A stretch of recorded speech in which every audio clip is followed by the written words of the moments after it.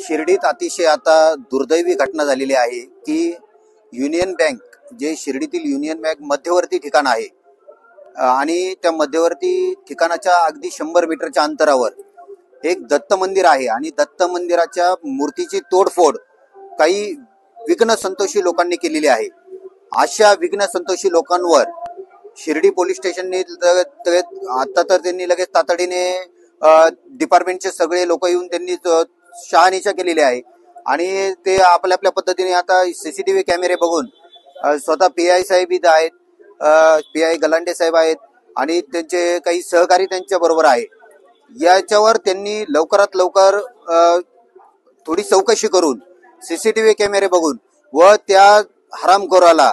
ज्यानी मूर्तीचे हात तोडलेले, दत्त मूर्तीचे हात तोडलेले आहे, अक्षरशः दत्त मूर्तीच्या तोंडावर वीट मारलेली आहे, अशा हरामखोराला लवकरात तातडीने शिक्षा द्यावी, कठोर शिक्षा द्यावी असं बजरंग दल व विश्व हिंदू परिषदेच्या वतीने मी प्रशासनाला सांगत आहे। लवकरात लवकर याच्यावर कारवाई व्हावी।